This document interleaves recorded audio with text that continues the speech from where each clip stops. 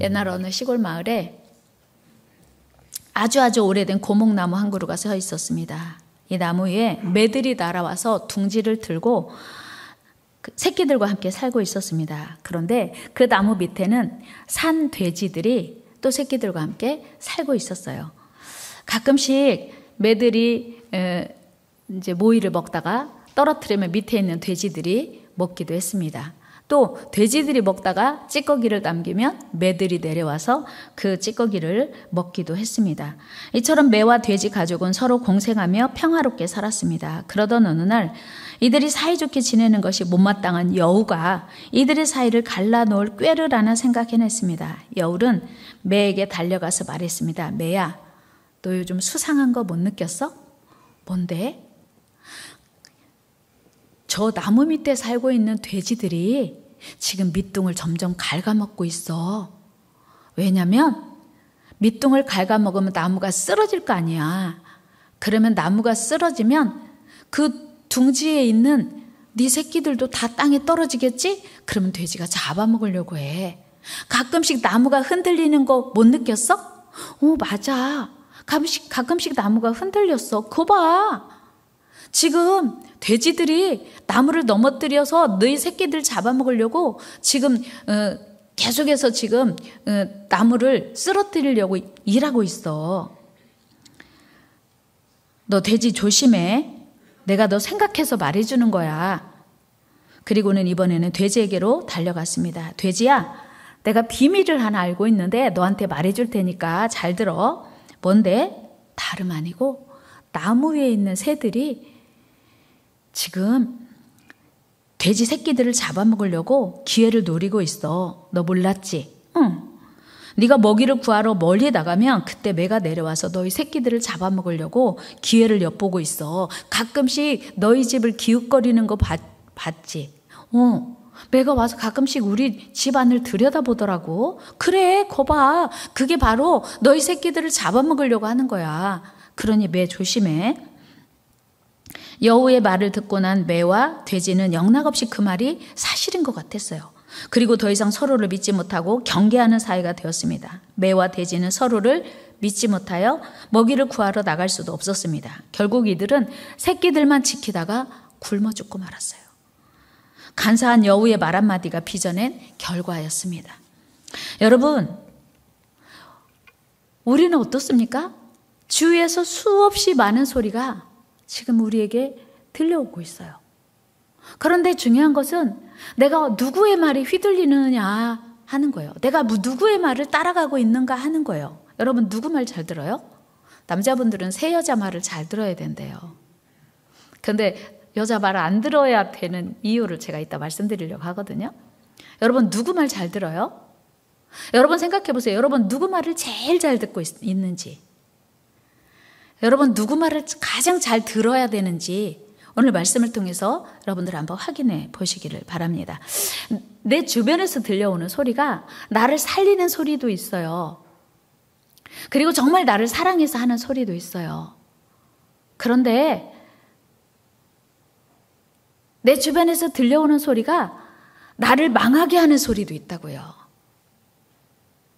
나를 실패의 길로 가게 하는 소리도 있어요. 그런데 그거를 분별하지 못하면 이제 우리는 망하는 길로 들어서게 돼 있습니다. 오늘 본문의 주인공 느헤미야는 예루살렘 성이 허물어지고 성문은 불탄 채로 방치되어 있다는 소식을 접하고는 너무나 가슴이 아파서 하나님 앞에 엎드려 이스라엘 나라와 민족을 위해서 금식하며 눈물로 기도했습니다. 유대인인 느헤미야는 자신이 예루살렘으로 돌아가 무너진 성벽을 재건할 것을 결심해요. 그리고 페르시아 왕 최측근이었던 느헤미야가 이제 왕에게 나가서 도움을 요청합니다. 사실 개인적으로만 보면 느헤미야가 지금 페르시아에 살아도 아무 문제 없어요. 자기는 유다인이지만 이미 페르시아에 와서 왕의 최측근이 되었기 때문에 여기서 눌러 살고 예루살렘에 대해서 무관심하고 자기 동족이 죽든지 말든지 하나님의 성 예루살렘이 무너지든지 세워지든지 관심 두지 않아도 아무 문제 없이 살 수 있어요. 그런데 느헤미야는 무너진 예루살렘 성을 재건하는 것이 내 사명이로구나 하는 걸 깨달았어요. 우리 느헤미야 2장 12절 말씀 읽어요. 시작. 내 하나님께서 예루살렘을 위해 무엇을 할 것인지 내 마음에 주신 것을 내가 아무에게도 말하지 아니하고. 아멘. 다시 한번 읽어요. 시작. 내 하나님께서 예루살렘을 위해 무엇을 할 것인지 내 마음에 주신 것. 이게 사명인 거예요. 예루살렘을 위하여 내가 무엇을 할 것인지를 내 마음에 주신 것. 아하, 예루살렘 성을 가서 내가 재건해야겠구나. 이것이 내 사명이로구나 하는 것을 느헤미야 마음에 깨달았다고요. 그래서 그는 아닥사스다 왕에게 자기 생각을 말하고 예루살렘으로 귀환할 것, 그리고 성벽 재건을 허락해 줄 것을 요청했습니다. 당연히 아닥사스다 왕은 그의 요청을 기꺼이 제가했고 재정적 지원도 아끼지 않았습니다.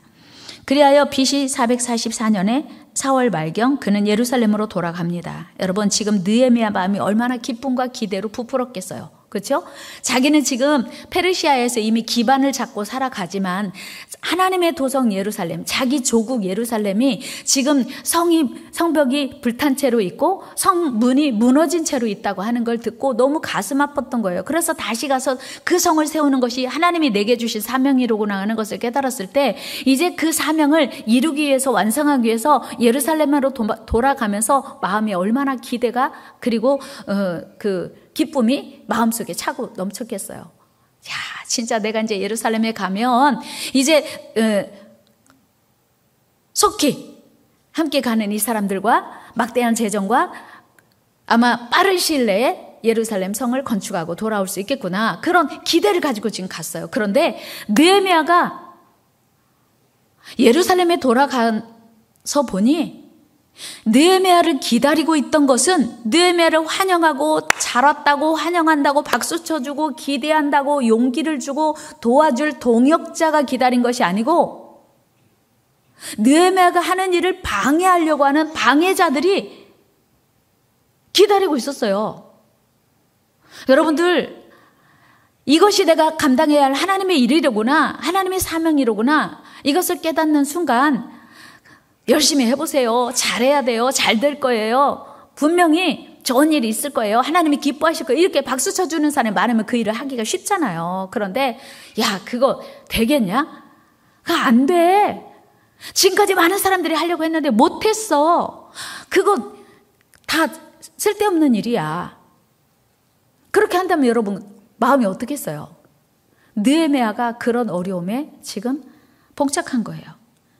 적극적인 동역자들의 환대가 아니고 고약한 방해자들이었습니다. 그런 말도 되지 않는 소리들을 짓거리며 느헤미야를 모함합니다. 그들은 느헤미야가 예루살렘 성벽을 재건하는 이유가 페르시아를 반역하려고, 페르시아 왕을 반역하려고 한다고 모함까지 했어요. 우리 2장 18절 말씀 읽어요. 19절 시작. 호론 사람 산발랏과 종이었던 암몬 사람 도비야와 아라비아 사람 게셈이 이 말을 듣고 우리를 업신여기고 우리를 비웃어 이르되 너희가 하는 일이 무엇이냐, 너희가 왕을 배반하고자 하느냐 하기로. 네, 보세요.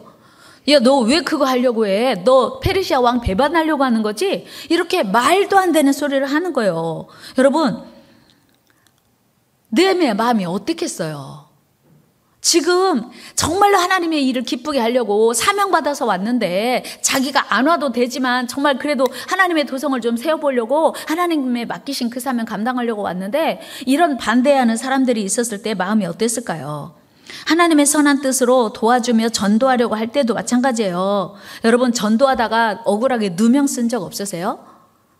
주의 일 하다가 억울하게 애멘 소리 들은 적 없으세요? 여러분, 그때 여러분은 어떻게 반응하십니까? 야, 내가 진짜 전도 좀 해보려고 했더니 목사님이 하라고 해서 내가 진짜 열심히 강단기도 하려고 했는데 내가 너 때문에 못하겠다. 방해하는 세력을 만나면 어때요? 못해? 안 할 거야? 포기하지 않습니까? 그리고 낙심하지 않습니까? 그리고 하나님께 원망과 불평이 또 나와요. 하나님, 내가 좀 순종해 보려고 했더니 어떻게 이런 방해하는 세력이 많습니까? 하나님 좀 도와주셔야 될 거 아닙니까? 이런 원망 불평이 나올 수도 있어요. 그런데 느헤미야는 어떻게 했습니까?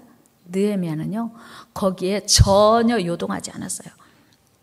여러분, 마귀는요, 지금도 우리가 하나님의 일을 하다가 중단하기를 원해요. 포기하기를 원해요. 그러나 느헤미야는 그들을 반박하며 공사를 시작했습니다. 그러나 공사가 시작되었음에도 불구하고 그들은 포기하지 않고 계속적으로 조롱하고 독설로 사기를 꺾으려고 했어요. 우리 4장 1절 말씀 읽어요. 시작. 산발랏이 우리가 성을 건축한다 함을 듣고 크게 분노하여 유다 사람들을 비웃으며. 네. 산발랏이요, 대표적인 산발락과 도비아와 게셈이 대표적인 방해자예요. 그런데 막 비웃으면서 계속 하는 거예요. 3절도 같이 말씀 읽어요. 시작. 암몬 사람 도비아는 곁에 있다가 이르되 그들이 건축하는 돌 성벽은 여호가 올라가도 곧 무너지리라 하더라. 아멘. 야, 그게 뭐야? 여호가 올라가도 너무 무너지겠어. 좀 굳게 세워야지. 네가 하는 일이 그렇지. 니들이 뭘 하겠어. 이렇게 옆에서 조롱하고 무시하고 이제 반대한 거예요. 여러분, 우리가 하나님이 원하시고 기뻐하시는 일을 할 때도 반대에 부딪힐 수 있습니다. 그때 우리는 어떻게 해야 합니까? 보통은 하나님을 원망하고 낙심하고 포기해요. 또 절망합니다. 그러나 느헤미야는 조롱과 독설 앞에서도 포기하지 않았습니다. 오히려 뜻을 굽히지 않고 하나님께 더욱 기도하며 성벽 재건에 집중해요. 처음에 하나님께서 주신 그 사명에 집중합니다. 4장 4절 말씀 읽어요. 시작. 우리 하나님이여 들으시옵소서. 우리가 업신여김을 당하나이다. 원하건대 그들이 욕하는 것을 자기들의 머리에 돌리사 노략거리가 되어 이방에 사로잡히게 하시고. 아멘. 업신여김을 당한, 무시당하는 거예요. 하나님께 기도하는 거예요. 하나님 들으시옵소서. 다 같이 하나님 들으시옵소서. 우리가 하나님을 일할 때도, 전도할 때도 그렇고 기도할 때도 그렇고 주의를 하다 보면요, 주위에서 도와주는 게 아니라 우리 방해하고 욕하고 시기하고 우리를 포기하게 만들고 절망하고 낙심하게 만들 때가 많아요. 그럴 때도 우리는 뜻을 굽히지 않고 물러서지 않아야 돼요. 그런데 방해자들이요, 독하게 계속해요. 7절 말씀 읽어요. 시작. 산발락과 도비아와 아라비아 사람들과 암몬 사람들과 아스돗 사람들이 예루살렘 성이 중수되어 그 허물어진 틈이 메꿔져 간다함을 듣고 심히 분노하여. 그들이 방해하는데 점점 성이 이제 막 쌓여져 가니까 그들이 막 더 막 화가 나가지고 속에서 막 이제 자기들이 방해해도 안 되니까 막 마음에 분노가 일어났어요. 느헤미야 역시 포기하지 않고 파수꾼을 세워서 주야로 지키면서 또 열심히 기도하면서 추진해 나갔습니다. 그러자 이번에는 동족들이 사기가 저하돼가지고 못하겠어요, 힘들어요, 그만하면 안 되나요, 이런 얘기했어요. 여러분 해봤어요? 어서 많이 들어본 소리 아니에요? 힘들어요, 그만하면 안 돼요, 꼭 그렇게까지 해야 돼요, 이런 얘기 여러분 들어보셨나요? 10절 말씀 같이 한번 읽어요. 시작. 유다 사람들은 이르기를 흙무더기가 아직도 많거늘 짐을 나른 자의 힘이 다 빠졌으니 우리가 성을 건축하지 못하리라 하고. 아멘. 이거는 방해자들, 대적자들의 얘기, 산발락과 도비아와 게셈의 얘기가 아니고 동족들의 얘기예요. 일하는 사람들이 힘들어서 우리 힘 빠져서 이제 더 이상 못하겠다고 하는 거예요. 이제 유대인들의 사기가 저하되어서 건축이 중단될 위기에 놓여 있었습니다. 그러나 여러분, 느헤미야 어떻게 했어요? 느헤미야가 힘이 나겠어요? 힘이 빠지겠어요? 이제 주위 사람들은 방해한다 할지라도 동족들은 우리 그래도 합시다, 할 수 있습니다, 우리 조금만 더 하면 되니까 열심히 합시다, 이렇게 해야 되는데 동족들마저, 유대인들마저 우리 힘들어서 못하겠어요 하면요, 이 느헤미야가 얼마나 힘이 빠지겠어요. 그리고 절망되겠어요. 그런데 방해자들은 거기서 그치지 않았어요. 그러니까 계속해서 방해자들은 더욱 세게 공격하고 내부에서 동족들도 또 못하겠다고 하니까 느헤미야를 사방에서 이제 우겨싸면서 이제 사기를 저하시키는 거죠. 마치도 이래도 포기 안 할 거야? 이래도 할 거야? 이런 것처럼 말이에요. 그러나 하나님의 사람 느헤미야는 거기에도 전혀 동요되지 않고 묵묵히 자기 사명을 감당해 나갔습니다. 여러분 얼마나 멋져요. 얼마나 믿음직스러워요. 우리 느헤미야의 믿음을 본받읍시다. 우리 느헤미야처럼 추진력 있게 신앙생활하기를 축복합니다. 그 후에도 오늘 본문 보면 4번씩 5번씩 느헤미야를 방해합니다. 적극적으로 집요하게. 그러나 그때마다 느헤미야는 하나님께 다시 기도하여 도움을 구합니다. 이후에도 여러분 대적들은 사람들을 동원해서 뇌물을 주어가면서 느헤미야를 공격해요. 그러나 느헤미야는 이때도 전혀 동요하지 않고 단호하게 한결같이 하나님만을 바라보며 믿음으로 나아가요. 우리 6장 14절 말씀 같이 읽겠습니다. 시작. 네, 하나님이여, 도비야와 산발랏과 여선지 노야다와 그 남은 선지자들 곧 나를 두렵게 하고자 한 자들의 소행을 기억하옵소서 하였노라. 느헤미야가 한 것은요, 주변 사람들이 방해하면 할수록, 시기하면 할수록, 독서를 퍼부으면 퍼부을수록 더 하나님께 기도했다는 사실이에요. 기도가 모든 방해자들을 이기는 능력인 줄 믿습니다. 기도만이 포기하지 않고 끝까지 하나님의 사명을 감당할 수 있는 능력임을 믿습니다. 이처럼 엄청난 방해와 공격과 모함에도 불구하고 느헤미야는 오직 믿음으로 자기 사명에 집중했습니다. 그리고 성벽 공사를 시작한 지 단 52일 만에 그 공사를 완성해요. 15절 말씀 읽어요. 시작. 성벽 역사가 52일 만인 엘루월 25일에 끝나매. 아멘. 여러분, 만일 느헤미야가 주변 사람들과 대적들의 적극적인 방해와 공격, 또 조롱과 회유에 짓눌려 흔들렸거나 기분 나쁘다고 공사를 중단했더라면 어떻게 되었을까요? 이 일은 있을 수 없는 일이에요. 여러분, 주의 일하다가, 기도하다가, 전도하다가 주변 사람들이 방해하고 난 당신 때문에 내가 못하겠어. 내가 이번에 기도 40일 내가 끝까지 승리하려고 했는데 내가 당신 때문에 기분 나빠서 못해요. 내가 너 때문에 못해요. 내가 나를 도와주는 사람이 있어야 내가 기도하지. 여러분 혹시 그런 적 없어요? 마귀는요, 가까운 사람들을 통해서 역사하고요. 마귀는 그럴 사람이 아닌 사람들을 통해서 역사하고요. 마귀는 사람도 가리지 않고 시간도 가리지 않고 공간도 가리지 않아요. 마귀는 목적이 뭐냐면 우리를 주저앉히는 거, 포기하게 만드는 거예요. 마귀의 그 목표를 알면요, 속으면 안 돼요. 우리 마귀에게 속지 맙시다. 마귀에게 속지 맙시다. 우리 옆 사람과 인사해. 우리 마귀에게 속지 맙시다. 느헤미야는요, 예루살렘 성벽을 재건하는 것이 자기를 향한 하나님의 뜻인 걸 알았어요. 그리고 자기 사명이 예루살렘 성벽을 재건하는 것인 것을 알았어요. 여러분, 우리가 하나님의 뜻을 알고 그 뜻을 실행해 나갈 때에도 얼마든지 방해자를 만나고 방해 세력을 만날 수 있어요. 그러므로 우리는 끝까지 하나님의 뜻을 붙들어야 합니다. 하나님의 뜻을 이루도록 힘써야 돼요. 그리고 하나님의 도우심을 갈망하며 한 걸음 한 걸음 나아가야 돼요. 여러분, 우리가 기도할 때 방해자들의 역사가 아무리 강해도 하나님께서 우리의 걸음걸음 인도하시고 도와주시는 줄로 믿습니다. 오늘도 우리 주변에는 수많은 소리들이 있습니다. 그 소리들은 나를 살리는 하나님의 음성도 있지만 나를 망하게 하는 원수마귀들의 소리도 있습니다. 그러므로 우리는 내가 들어야 할 소리가 무엇인지, 내가 어떤 음성을 듣고 따라가야 하는지를 매 순간 분별해야 돼요. 또한 내가 하나님의 뜻을 분명하게 깨달았다면 그 어떤 원수의 공격에도 흔들리지 말아야 돼요. 여러분, 믿음의 조상 아브라함이요, 어마어마한 실수를 하나 한 게 있어요. 뭔지 아세요? 아브라함이요, 하나님이 분명히 약속했어요. 내가 너를 하늘의 별과 같이 바다의 모래같이 많은 후손들을 줄 거야. 그랬는데요, 아브라함이 점점 나이가 먹어가는데 아기가 안 생기는 거예요.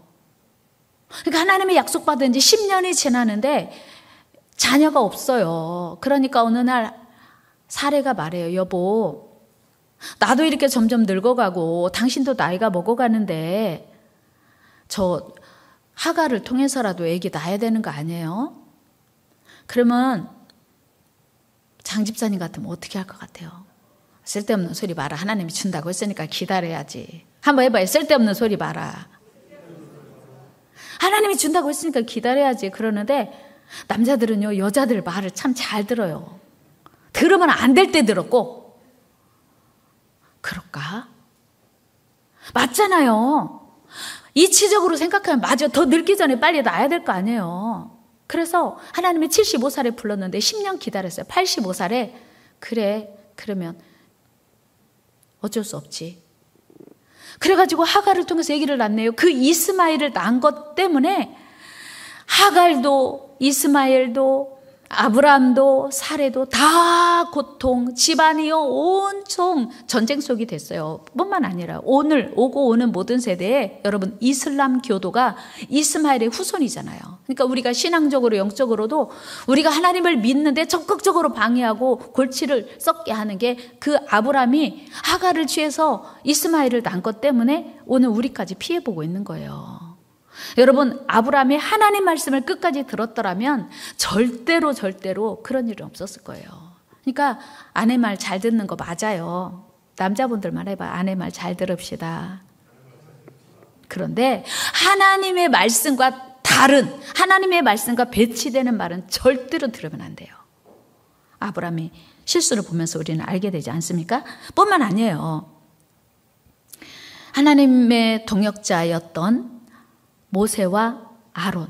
하나님께서 이스라엘 백성들이 출애굽하는데 모세와 아론을 적극적으로 쓰셨어요. 그런데 출애굽하고 이제 모세가 40일, 시내산에 이르렀을 때 40일 동안 하나님 부르셨어요. 그래서 십계명도 받고 성막 설계도도 받으려고 40일이 걸리는 동안 안 내려오는 거예요. 이스라엘 백성들이 아론에게 불평해요. 모세 어디 갔냐 도대체. 왜 이렇게 오랫동안 우리를 더 진행을 하든지 어떻게 하라고 말을 해야 되는데 이렇게 오랫동안 우리에게 안 보이니 어떻게 된 거야? 죽었나 봐.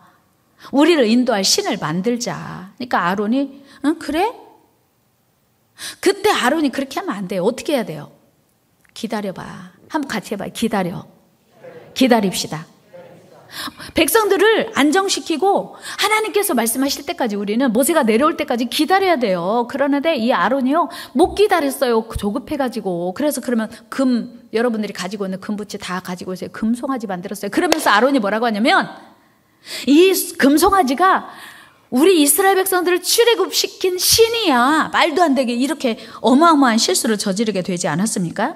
여러분, 오늘 우리가 사람의 말에 휘둘리면 안 되는 이유예요. 사도 바울이요 로마에 가기 위해서 배를 타고 가는 동안 이런 실수가 또 반복되지요. 바울은 이번 겨울은 지금 항해하면 안 돼. 출항하면 안 돼. 그러니까 여기서 겨울을 지나고 가자 했어요. 그런데 백부장이 선장과 선주의 말을 바울의 말보다 더 믿었어요. 선장과 선주가 이 날씨 좋은데 빨리 가면 됩니다. 갈 수 있습니다. 그랬어요. 그래서 출발했어요. 한번 우리 사도행전 27장으로 가봅니다. 시작. 백부장이 선장과 선주의 말을 바울의 말보다 더 믿더라. 아멘. 그래서 어떻게 된 줄 아세요?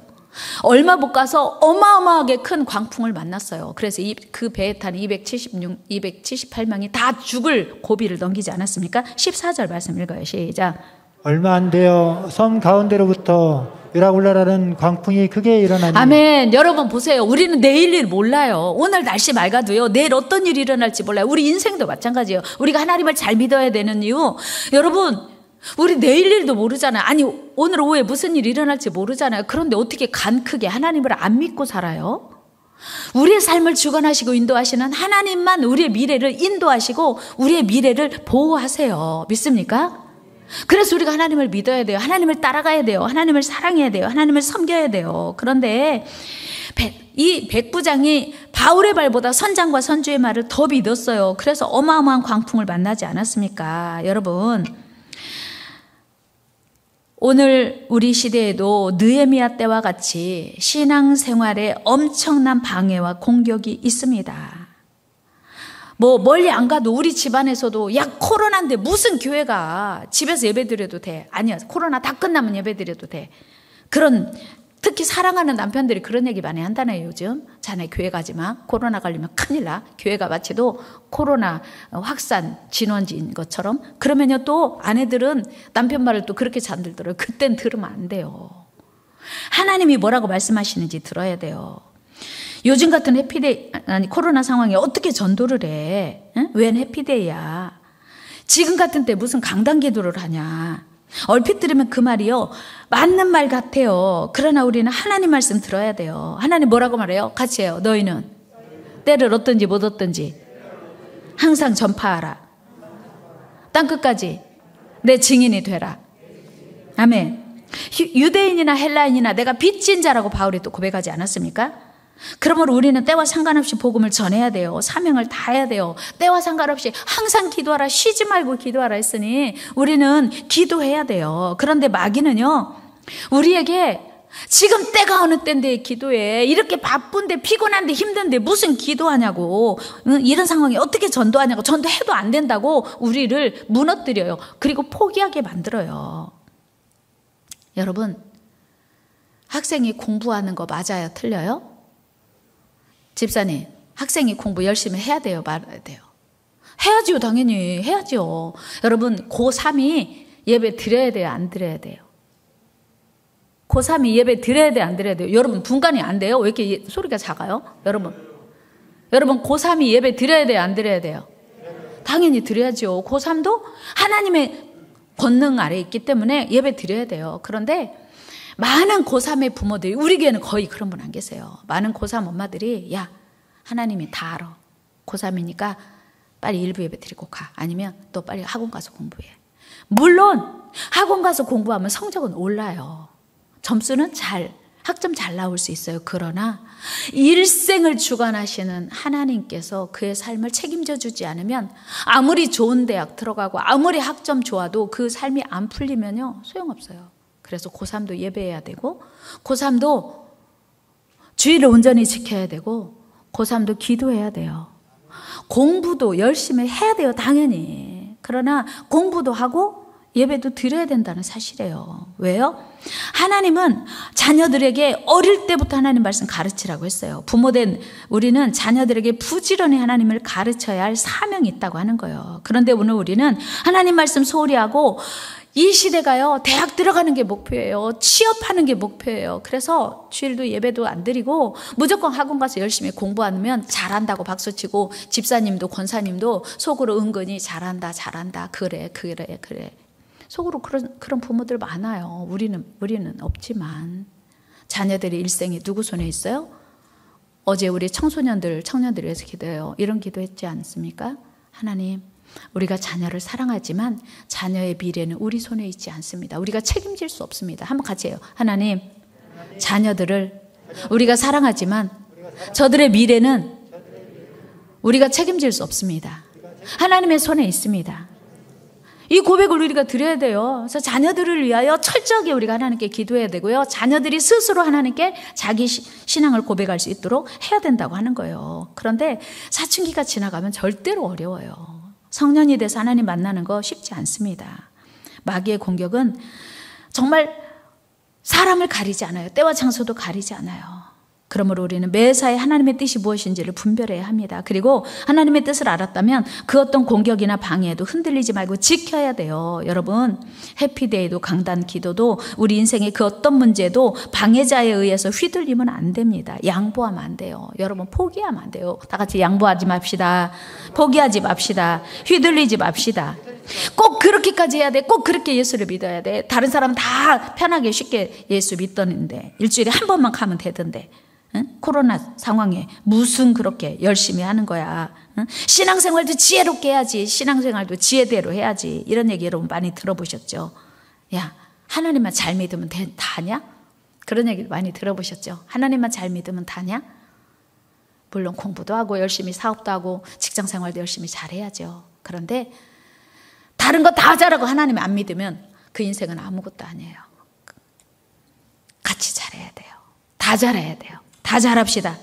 다 잘합시다. 그 중에서 가장 우열을 따지라면 하나님 잘 믿는 것이 중요해요. 여러분, 마귀 공격에 흔들리지 말고 담대합시다.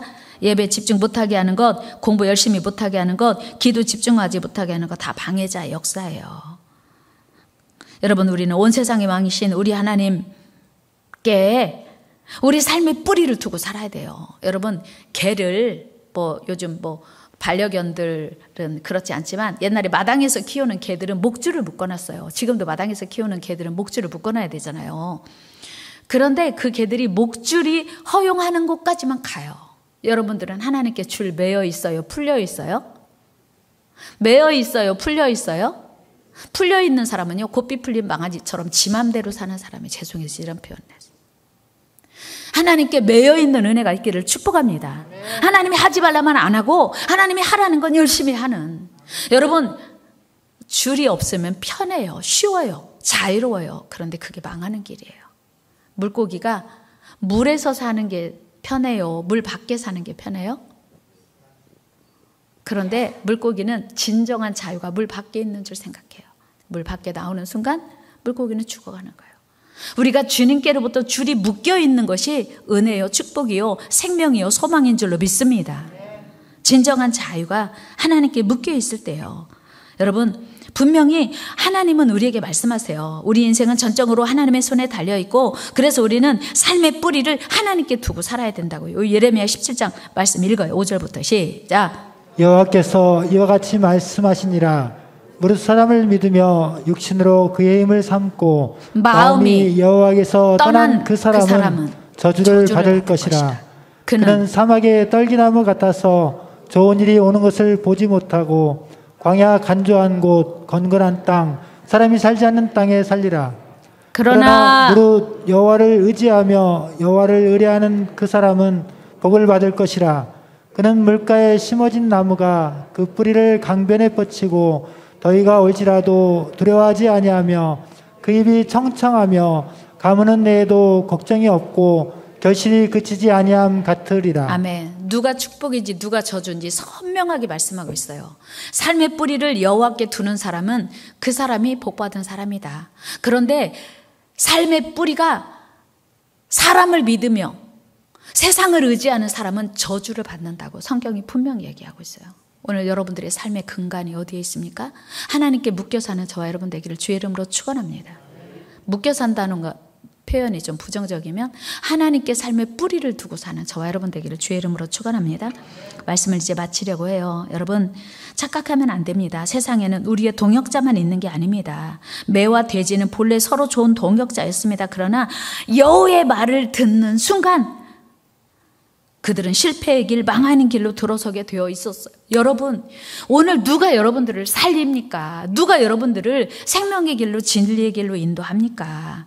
여러분, 지금 여러분을 살리는 동역자의 소리에 귀를 기울이고 있습니까? 망하는 길로 인도하는 방해자의 소리에 귀를 기울이십니까? 신기하게요.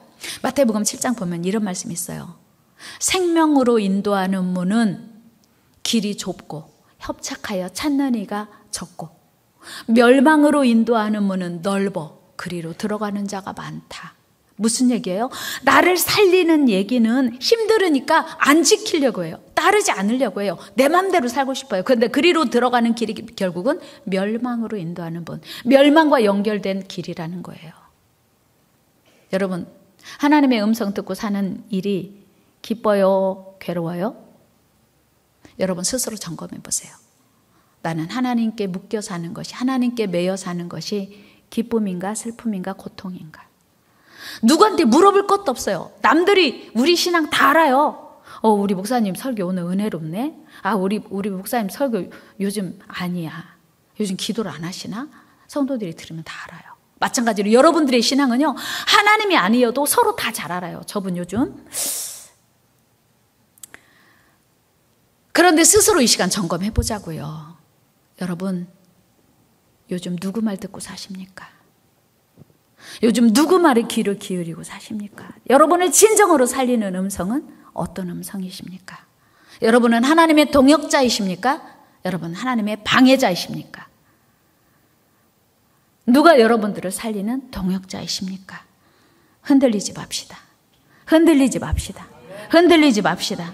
그 어떤 상황에서도 예배는 양보할 수 없습니다. 그 어떤 상황에서도 신앙생활 올바로 하는 거 양보할 수 없는, 빼앗길 수 없는, 포기할 수 없는 진리예요. 우리 사명이에요. 그렇게 승리하는 저와 여러분 되기를 주의 이름으로 축원합니다. 기도하겠습니다. 하나님 감사합니다. 믿음으로 살게 하옵소서. 흔들리지 말게 하옵소서. 예수님의 이름으로 기도드리옵나이다. 아멘. 우리 같이 찬양하겠습니다. 채워주소서. 찬양합니다.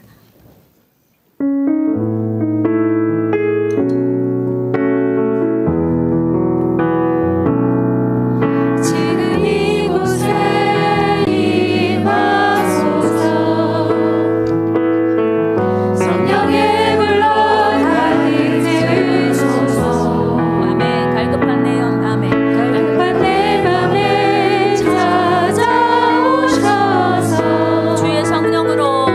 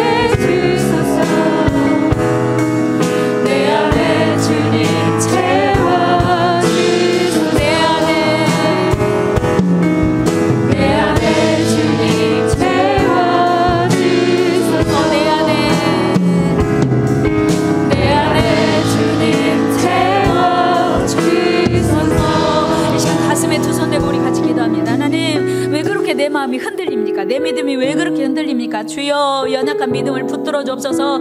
실망하고 낭망하고 아버지 믿음의 길을 가다가 포기하는 저희들 용서하여 주시고 하나님 흔들리지 않는 믿음으로 이 시간 주옵소서. 낭망하지 않는 믿음, 포기하지 않는 믿음 되게 주옵소서. 주여 굳센 믿음 주옵소서. 우리 간절히 만나요 기도하겠습니다. 사랑과 가난한 시간으로 가신 하나님 주의 사랑 감사합니다. 흔들리지 않는 믿음 주옵소서. 연약한 믿음을 불쌍히 여겨주시고 아버지 낭망하지 않는 포기하지